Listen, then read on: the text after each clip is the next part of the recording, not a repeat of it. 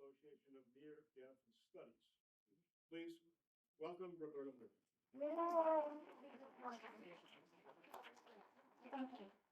I am so happy to be here with you and to see a full crowd. It's wonderful. I'm glad that so many people are interested in this fascinating subject.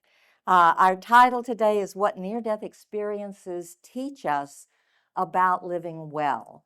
And I have spoken on near-death experiences for many, many years in many different locations, but I've never talked about it in this way. And I want to tell you, I was learning things as I put this together, even though I've studied near-death experiences for many years. So I have a lot to share with you today. Okay. We got some noises. Okay.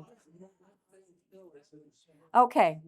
I'm going to go on, and they're going to keep working on the speaker system, I guess. I want to thank the Writers League for inviting me here, and I want to acknowledge Don Basant, who is the librarian for the Writers League. Are you here anywhere? He's busy, probably. He is writing with the Writers League a book called Death Dodger, My 3 Journeys Through Death and Back. Yeah, he's had 3 NDEs. Yeah, I can't wait till his book comes out. It's probably going to be at the end of the year. So we're excited about that. I'm hoping this is going to work. Wrong way. All right, our agenda. I'm going to give you a little introduction about me. I'm going to give you a definition of near-death experiences so we will know what we are talking about. We'll talk about the elements of NDEs. There are common elements that occur over and over again with different people. And then we're going to talk about lessons from NDEs. And at the end, I'm hoping to have a little time for questions and comments, questions and answers. I am going to stop a minute and pull this rug so I don't trip. There you go. We'll do better if I'm not flat on the floor. Okay. Now this. While we're in the middle of it, real quick, I want to do something real quick. I just want to try Okay. something. We're gonna reclip this. We're gonna reclip it up here, close to your mouth, and then Oh, I'm wearing 2 mics, and the 2 mics might not like each other. Okay, a little bit about me to get started. I'm a retired college English professor. I taught for 20 years for Florida Southwestern State College down in Naples. I loved it. I enjoyed my job very much, cried when I retired. But I've been happy. I moved to the Villages 7 years ago. I'm a videographer. I have a YouTube channel that has about 30 interviews with near-death experiencers. So if you are fascinated with this topic, you might want to check out that YouTube channel. It's youtube.com/c/NDE video. I'm also the former vice president of IANS, and that stands for the International Association for Near-Death Studies. It's a big organization. It's in a number of different countries. We had a conference up in Chicago and had 800 people there at the hotel, and then another 300 watching through Zoom. So it's a pretty viable organization. Okay, audience participation. Are you ready? I'm going to ask you to close your eyes and not go to sleep, okay? That's always a danger. I can lose half the audience. All right. So if you will close your eyes, I'm going to wait just a second till we've got a few people coming in. Can you find some seats? I think we're about full up. We've got one seat up here. If there's a seat by you, raise your hand so these people can find some place to be. All right, have we got everybody settled? Okay, so we're going to do a little imagination, a little scene, and I want you to really focus on it and see if you can kind of get into it and feel the feelings. Okay, so close your eyes and imagine you are 12 years old. Go back to that time. You're 12 years old. You are lying in your bed. It's dark, it's nighttime, and you have been praying, Lord, lift me up, Lord, lift me up, when suddenly, quite surprisingly, astonishingly, you find yourself up by the ceiling and you feel like you've got your nose pressed against the texture of the ceiling. And it's so confusing, and you say, oh, this isn't right. And you turn and you see your body and you dive back in. Okay, open your eyes. How did you feel imagining to lift out of your body and be someplace else? Did it feel good? Yeah. Well, that's what happened to me when I was 12 years old. It happened to me. And I did not know what to think. Nothing that my parents or teachers or anybody else had ever said to me had indicated that my consciousness could leave the brain, leave the body, and kind of wander around somewhere. That was a foreign concept to me, but I had just experienced it. So that was kind of the beginning of my search to understand how the world works, maybe not exactly the way I had come to expect up until that event, that I got that clue that maybe there's some other things going on. So maybe you got a little bit of a sense of that with our exercise. Okay, other things that happened to me. People ask me, how did you get interested in this topic? Well, it kind of chose me. Three big things that happened to me. I almost died of pneumonia at 3 years old. I was in the hospital for 2 weeks, got 106-degree fever, and they packed me in ice. Some of you have heard this before. And then I had the spontaneous out of body at 12, and at about the age of 32, again in answer to prayer, I was praying to feel the love of God, and I had no idea what I was asking for. Okay, we're still getting a few more. We've got one seat up here, two seats up here.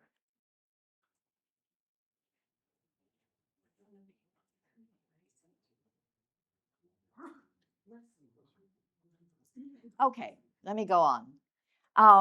At that time, I encountered the being of light. Have you ever heard people say, say, I saw the light? Yeah, that's common. That is an accurate description, but there's a whole lot more to it. So let's go on, and I'll get back to that for you. So, a little bit about you. How many of you have heard of near-death experiences before today? All right, that's mostly why you're here. I should have said, how many of you have never heard about near-death experiences? All right, so I think we got 100% on that one. How many of you feel like you're really familiar with the concept? You know quite a bit about it. I'm going to be preaching to the choir. You know somebody who's had an NDE? Look at that. Everybody look around. That's a lot of people. Have had an NDE yourself? Okay, 1, 2, 3, 4, 5, 6, 7, maybe 7 or 8. Yeah, that's a good percentage. I'm guessing we've got a little over 100 people in here. So, how do we know NDEs occur? Well, in 1992, the Gallup organization did a poll asking people, have you had this kind of experience? And they estimated that about 5% of Americans have had NDEs. I would say that's low.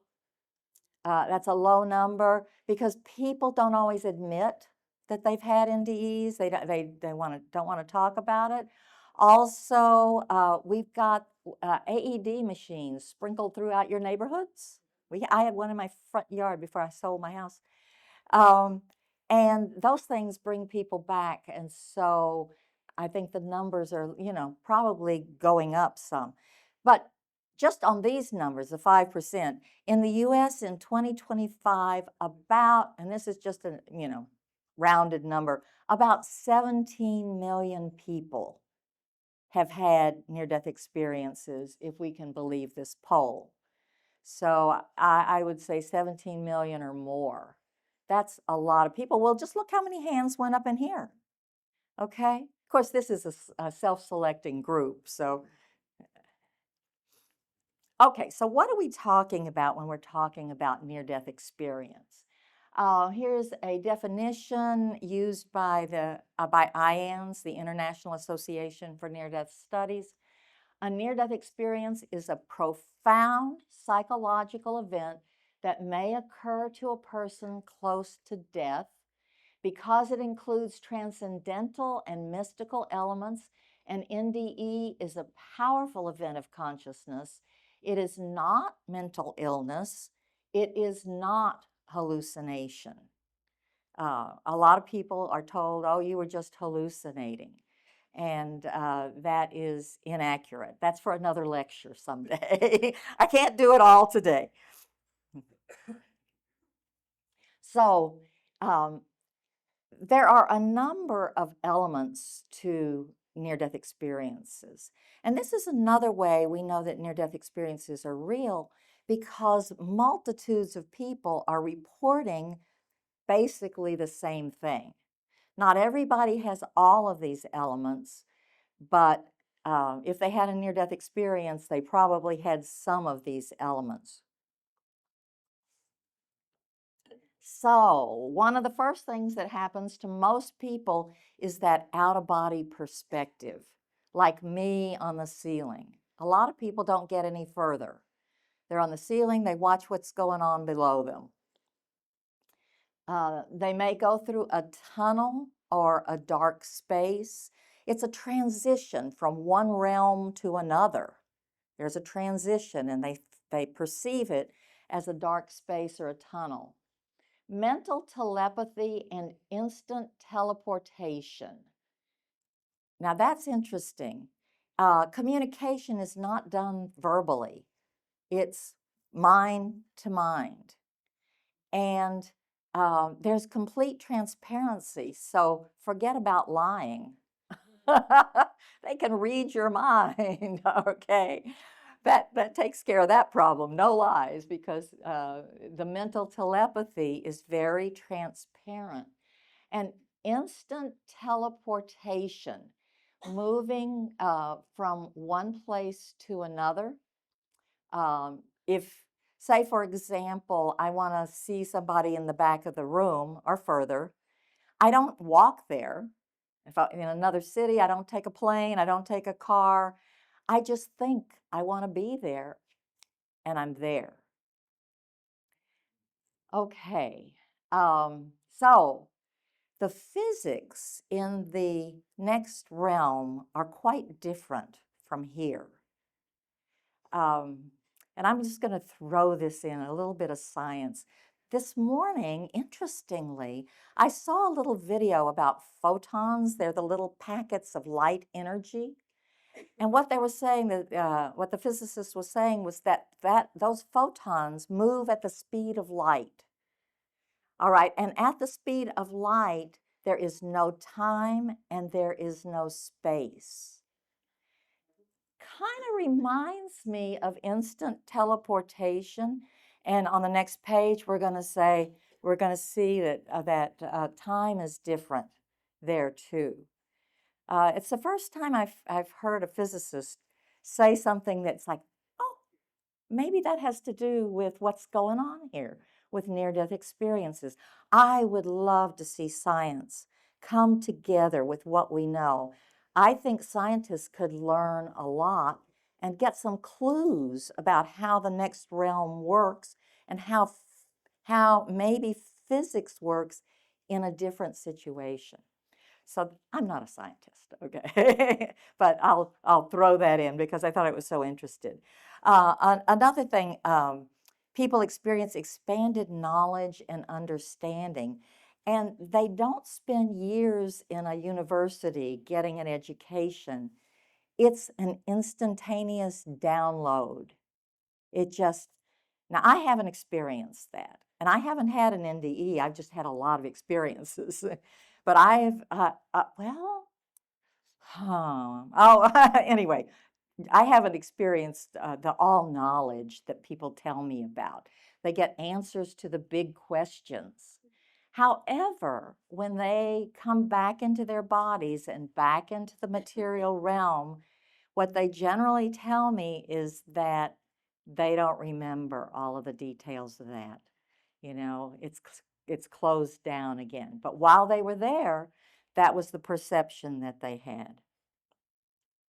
Time, sense of all present, that's exactly what the physicist said today when I was listening to him, that, you know, at the speed of light, the photons, it would be like there's no time. It's just everything all present at once. It's hard for us. We are used to linear time, right? I got up this morning, I had my breakfast, I prepared for this. Yeah, but in near-death experiencers, not all of them say this, but those who do talk about time often say that, you know, they're perceiving everything at once.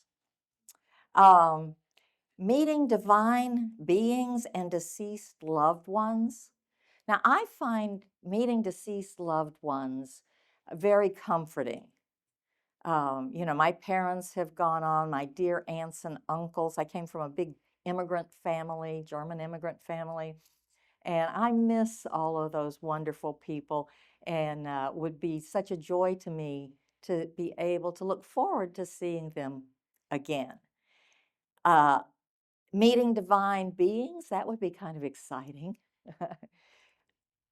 Having a life review that is meant to teach us. So this class today is about lessons, and we're going to talk extensively about the life review. We'll get to it. And then meeting the being of light. I actually did have that experience. I told you earlier. And that's one of the central, most impactful elements of a near-death experience. Okay, question of the day. If people who nearly died return with the same lessons again and again, what might they be able to teach the rest of us about how to live well right now? Because what we do now has an impact on what our experiences are in the next realm. That's what I'm told. All right, I've got a little video here. This is Jane Smith, and she has passed on. She died in childbirth. She had a near-death experience. She died. So, some people, I think, have a good title for this experience. They call it temporary death. And in some cases, I think that's a bit more accurate. They actually died. So let's see what she has to say here. Let's see. I don't have much room up here to work with.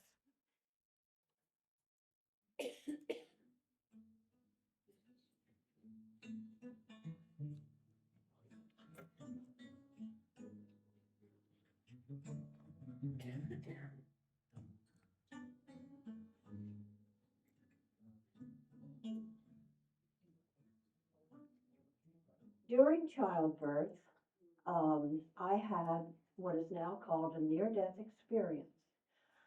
I felt my soul, which I guess is as good a name as any, I felt my soul rise up from my chest, through my head, and out through the top of my head. I felt it. I felt the movement of it, and I heard the sound of it. It went whoosh. And then I found myself in a dark space where I didn't know what was going on. I knew something was not normal, but I hadn't a clue what it was. And suddenly I found myself standing in a gray mist, and I realized that what's going on is I have died. I have died, but I'm still alive. And I was so thankful that my heart was about to burst, because I always hoped there was life after death, but I hadn't a clue. And here I was. I knew I had died, and yet I was alive. Is that just And the I air started conditioner that pouring came out on? Thanksgiving to God, that that's the way it was set up, that we actually do continue on. And as I poured out all these feelings of love and thanksgiving, the gray mist turned into an enormous, brilliant white. Light. I'm going to stop there and we'll take it up later. So I just want us to see somebody describing how they got from being here in this plane into moving into a new space at the moment of death. So what did she say happened to her? She said she felt her soul rise up out of the body, and she heard whoosh. Now, I've not heard anybody else say that they heard that, but I had several people who were with dying friends or relatives say that they have seen a kind of a cloud or a mist come out of the person at the moment of death. So we don't know. It hasn't, been widely studied, but there is that transition time. Whoops, no, I don't want that. Okay, there we go. All right. Let's see. So she was surprised, right, that she was still aware. I was interested that she used logic too. She found herself in this unusual, unfamiliar experience, and she said, "Oh, I'm here. I guess I don't have my body, and I must be dead, but I'm still me." A lot of people have that experience. They're surprised. They don't expect it. I don't know what they expect. Maybe they haven't been to this class. But anyway, she was surprised at the experience. So now we're going to get to our first lesson, and it's a big one. Life goes on. Life goes on in another form. Not the same physics that we have here, not the same exactly, but she said, "I'm still me." And she was very grateful that that was the case. And I think that's kind of good news. And that's what everybody says. I've talked to a lot of near-death experiencers, been to a lot of lectures, read probably hundreds of books, and they pretty much all say the same thing. So one of the first things that happens because of that realization is they lose their fear of death. It's not such a mystery anymore. They've done it. They've been there. It was okay. In fact, I'll tell you a secret. A lot of them don't want to come back. And some of them are angry when they wake back up. they're mad that they didn't get to stay. They liked it. Freedom from despair, peace that loved ones still exist, and hope for what lies ahead. But that's one of the biggest lessons. It's simple, is near-death experiences indicate to us that life does continue. Lesson 2, you've heard this before, right? You can't take it with you. Yeah, well, that's literally true too. Do you remember we're all old enough to remember the 80s, I guess. There was a saying back then, the one who dies, the one who dies with the most toys wins. I kind of messed it up. The one who dies with the most toys wins. That's not true. Okay. Look at the picture of this house. Can you imagine what's inside there? And what do you think's inside the garage? Maseratis, all kinds of expensive cars. And what happens at the moment of death? Nothing goes with you of the material world. We've chased it all our lives. We've worried about it all our lives, and here we are. Too bad, that's over. Okay. And that's for very wealthy people and for people with no money, same rules. So the rules have changed. What matters? What goes with someone? Love and relationships and how you lived your life. That's what you take with you. It's the intangible, not the tangible. Obviously.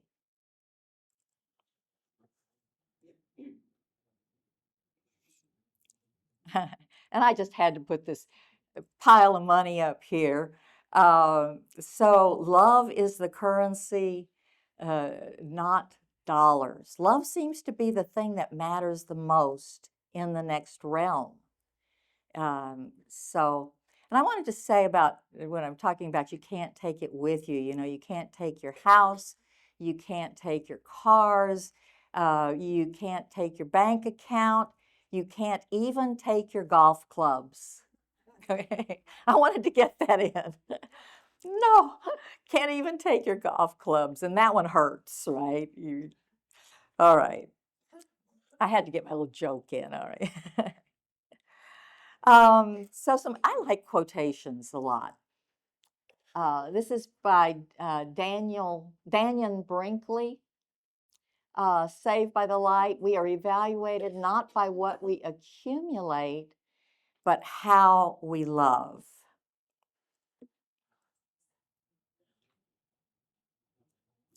Lesson, I've got the numbers right. Yeah, this should be 3. Sorry, I messed it up. From now on, we're just going to read what they say. I think I slipped in an extra number in there.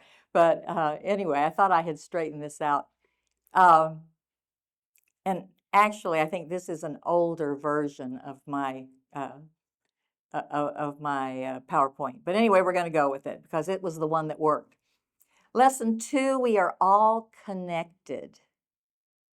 And that's hard for us to understand because obviously you're you, I'm me, we're all separate individuals in here. But during the life review, we find that we are much more connected at some level than we know in our daily lives. So after someone dies and moves on into the next realm, they sometimes have what's called a life review. And they say, you've heard that expression, my life flashed before my eyes. Y'all heard that? Yeah. It's a common expression. It is a literal description of what happened. And the fact that that's such a common expression means this is a common experience. My life flashed before my eyes. And so you're almost replaying your life almost like on a video. But it's going really fast.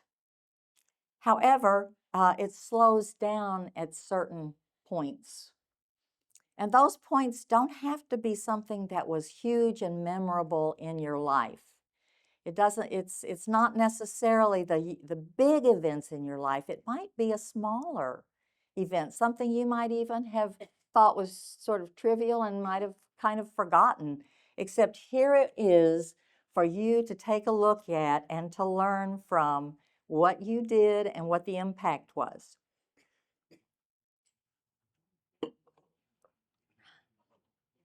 Okay, this is probably the most important part to understand about a life review. A life review, you're going to see this scene. It's something that actually happened. And we'll say, for example, maybe you had a bad day and you were a little grumpy and you went into a store and the store clerk didn't give you the right change and was slow and was fumbling, and you got a little hot under the collar about it and maybe yelled at the guy because you weren't feeling great that day and you took it out on him. Okay, so this scene might show up. There are three possible points of view that people tell us about. One is kind of the God's eye view or the bird's eye view, where you just see the whole thing and you see both people kind of from the outside. Another point of view is you relive it from inside yourself. The third point of view is you get to be the other person, as if you are actually inside their body, their brain, their feelings, everything. So you yelled at the clerk and he got really upset and nervous and scared. And he's thinking, oh God, I'm going to lose my job because this customer is so angry with me. And so you get to feel that impact of your behavior. It's instructive. It's not meant to punish you for your bad behavior. It's meant to show you what it does to somebody else, and that somebody else is you over there inhabiting that other person. So another thing is that you don't just feel the feelings of the person who was there and interacting with you. You can also feel the feelings that rippled out from what you did. So the store clerk goes home and tells his wife, I think I'm going to lose my job. This guy really unloaded on me today, and the boss was hearing it, and I don't know what I'm going to do. And his wife gets upset because she thinks, how are we going to pay the rent? You know, so you get to go through that too. Kind of instructive, right? Clean up your act. Easier said than done. So you feel the impact of your actions. This is not meant to be judgmental. You know, we have all thought that, probably been told at different times that we will pay for our sins and go to the judgment day. And I think, you know, there's some truth in all that, but the near-death experiencers say you're not judged by others, you're not judged by God or others, you get to judge yourself. And that can be just about as bad because you see how you behaved. However, you are supported with compassion and love. And somebody told me recently that when it got too bad, their guides that were with them kind of closed it down and said, "Take a break. Well, you know, we can do this." sort of like catch your breath, even though there's no air. Just take a moment. So you're supported with compassion and love, and it emphasizes learning. So we have a lot to learn from what near-death experiencers tell us about this pretty common experience. How many of you know about the life review? Some of you, yeah, okay.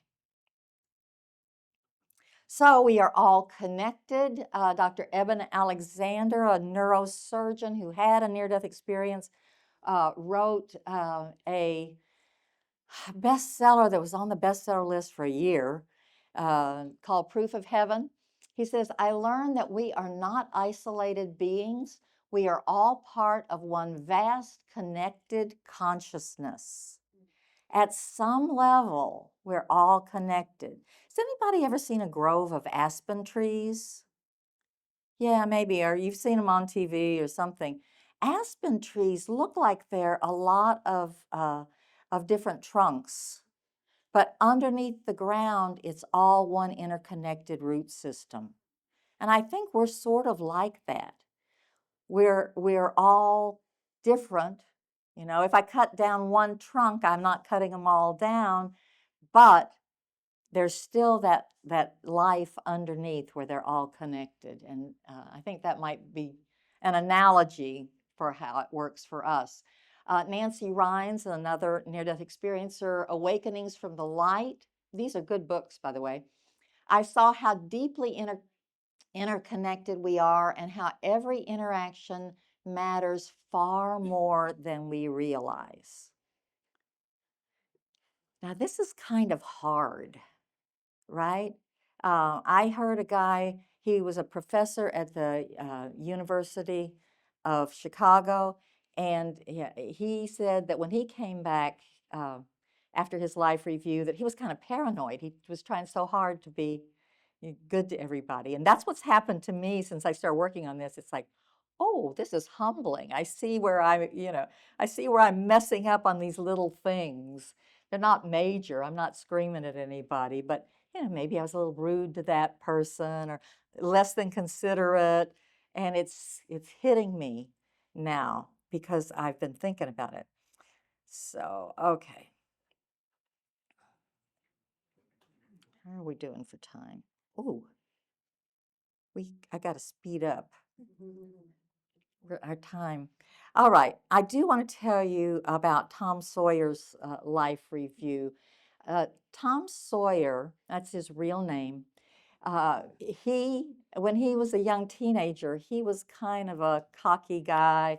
He had a souped-up truck, and he thought he was pretty cool. And one day he was driving his truck, and he was coming into town. He was cruising, and a pedestrian stepped out in front of him. And Tom swerved. He didn't hit him. And then Tom parked his car and jumped out. And he wasn't relieved that he hadn't hit the pedestrian. The guy was okay. He was mad that the guy almost hurt his truck. He's a teenager, hadn't got any sense. And he's worried about his truck. And he was incensed to the degree that he went over and he beat the guy unconscious. Oh my God, he did. And he talks about it. He beat the guy unconscious. And in his life review, guess what? He got to feel all 32 blows to his head and body. He got to feel it all and see what he had done. And after his near-death experience, he came back a completely changed person. He had been instructed and he understood. Okay. So there are no throwaway interactions. Politics, culture wars, and divisions look different. Who is the other? Kindness becomes practical, not sentimental. And the golden rule is good advice. What's the golden rule? When you know about life reviews, that is practical. That is practical advice. Lesson 3, what we do matters more than what we believe. So you're not asked, nobody comes back saying whether they were asked what religion they were, or what denomination they were, or what organization they belonged to. The whole point of the life review is, what kind of person were you? How did you impact others? Okay, we've already talked about that. Here's a quote from a near-death experiencer. There is no intolerance whatsoever. It is and remains about love and service. There is no favoritism. It doesn't matter. Doesn't matter who your family was. We shift from being right to being kind, from arguing beliefs to living out values. And you know, we're in an epidemic of political relationship dysfunction. It's really big. Great opportunity for you. Okay, if you want to start applying some of the things you're learning today, there you go. You've got an interaction there that can be a little difficult. But living out values, and go from judging that person of another political party to allowing people to have their own beliefs. They're not static, they're changing. They may be changing their belief that very day. So, allowing. Fear is the greatest obstacle to a good life. Fear of death. Fear of death is another really big lesson. After what I experienced, death held no terror for me. I knew it was not the end of life. This is George Ritchie from a classic book, Return from Tomorrow. And so knowing that life goes on, which is kind of where we started, and that we're interconnected, losing the fear of death.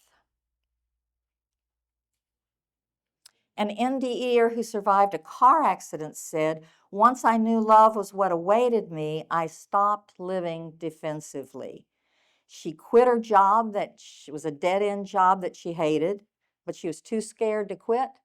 After her near-death experience and her life review, she quit that job. She reconciled with her sister. They had been not speaking. She volunteered to help others, and she enjoyed life more. Oh, I'm going to throw this in.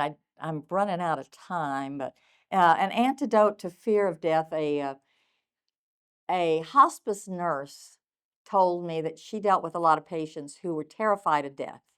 And you can take this as a tip, you might use it someday. She found a way to calm them and shift their thinking with the question, who do you want on your greeting committee? Suddenly they're in control. The dying person can ask, can put that out to the universe. This is who I want to see, usually mother, father, grandparents, whoever. That little question might come in handy for you someday if you know somebody who is terrified. Lessen other fears, not being enough, being judged, losing control, public speaking. I'm still working on that one. Okay. Less fear means more honesty. Why do you lie? You lie because you're afraid of, you're fearful of how the other people are going to react, right? If you tell them the truth, oh dear. So people get more honest. They're willing to face up to whatever the truth is. More risk in love, not so afraid of rejection. More willingness to apologize. So a practice when fear arises, ask, is this fear helping me or blocking me? And a lot of times it's blocking you. However, if there is a Mack truck coming your way, fear might be helpful. Sometimes it's good. Lesson 5, forgiveness frees the one who forgives. That's important to know.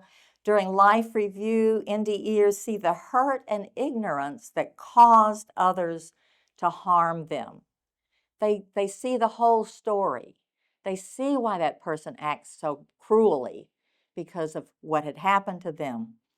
They realize forgiveness doesn't excuse harm, but it releases us from it. I can speak from experience. I went through a terrible divorce after 30 years of marriage, and there was a lot of anger and a lot of stuff to forgive. But it was the biggest, best lesson of my life, and I truly bless that experience, knowing that that was something that I needed to go through so that I could learn and grow. Okay. Life is a classroom, not a courtroom. You were brave to come here. It's not an easy place. Nobody goes through this life without some troubles. All of us. Life with all its pain and confusion is seen as an opportunity to grow in wisdom and compassion. We are here to learn, not to be perfect. Okay, sorry, this was an old thing, but it works. Okay, Howard Storm, God is not judgmental. God is love beyond human comprehension. And we'll talk a little bit about the being of light here. Now I realize there's a meaning and purpose to everything that happens to me, even the things that feel like they're bad. And the silver lining on my divorce was I had a second marriage that was wonderful. Okay, meeting the being of light. This happened to me and it was quite overwhelming. And that's when I really started learning about near-death experiences, because the people who have had near-death experiences, they describe exactly what I experienced, almost to the words. So you want to hear some more of Jane Smith and what happened to her? Yeah, let's go. Let's see if I can get over there. I poured out all these feelings of love and thanksgiving. The gray mist turned into an enormous, brilliant white light. And it was not a static light like a spotlight on the stage would be. It was a dynamic light. In some way, things were going on, power was going on in the light. I hadn't a clue what it was all about until the light came toward me and drew me in also. And there was a point at which the light and I became one, or at least that's the way it felt to me. And the light consisted of a love that I cannot even describe, no matter how hard I try. There are no words to describe this kind of light, this kind of love. The love said to me without any words, "You are my beloved soul. I love you with all of my heart. I love you without condition. You are precious to me beyond belief." This is what I was getting from just being immersed with the light. And as I said, it was dynamic. It was it was not it was not peaceful. It wasn't unpeaceful, but it was a dynamic situation between the light and me. And I began to become very ecstatic.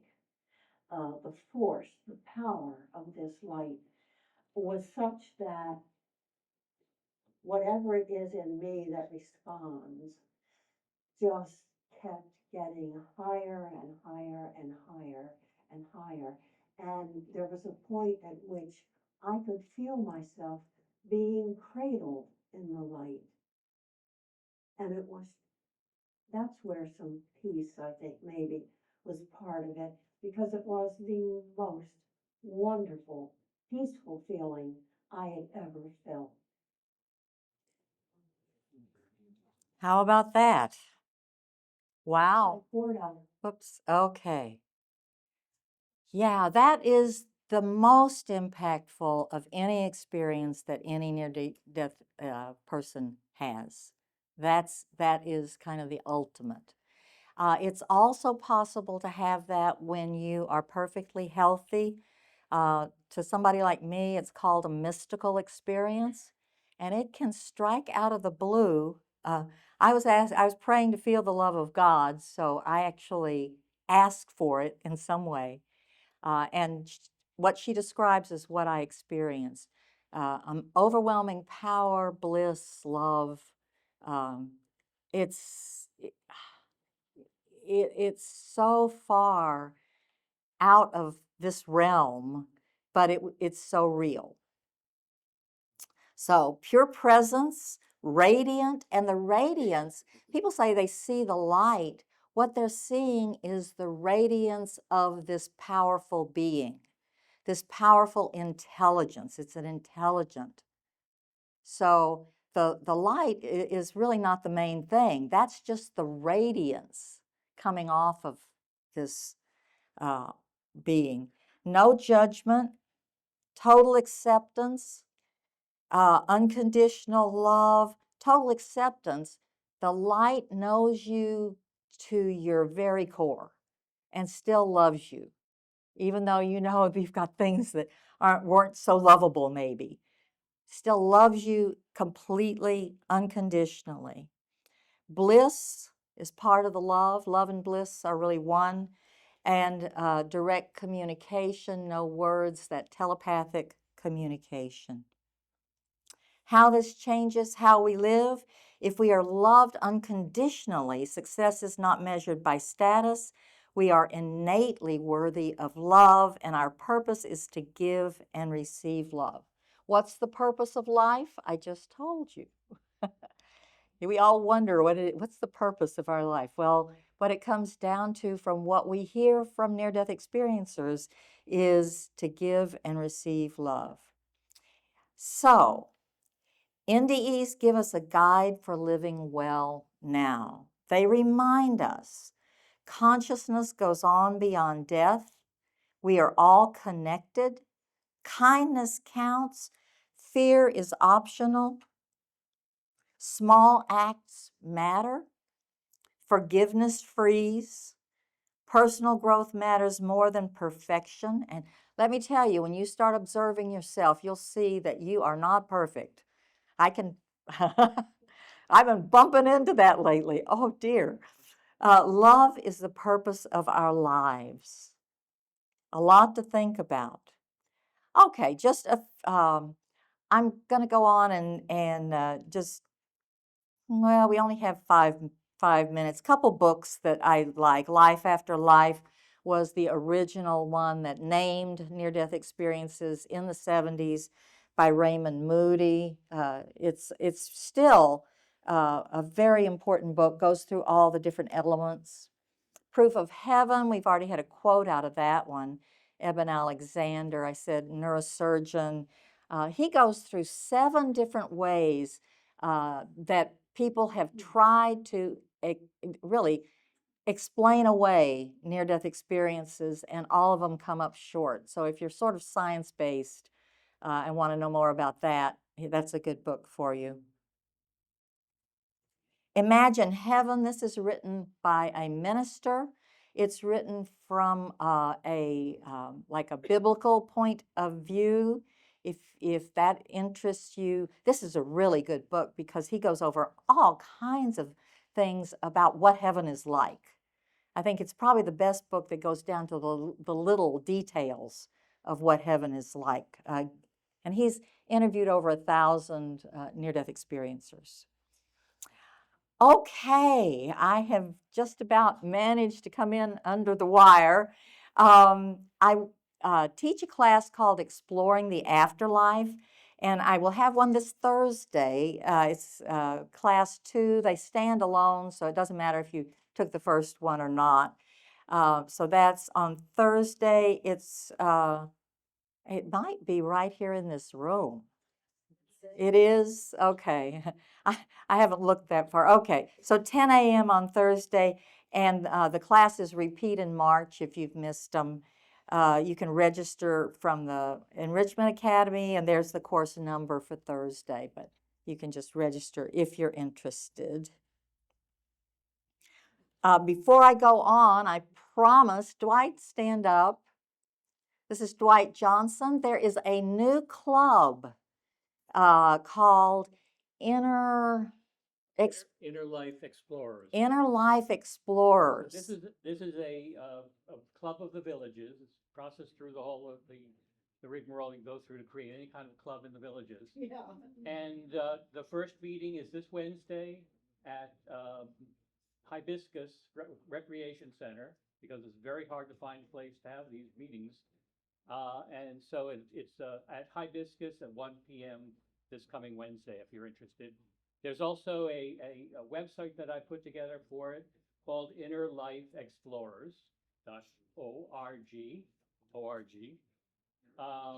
So if you're interested, there's more information there, including links to her videos and a few other things. So, and it's just beginning. I hope it goes well this way.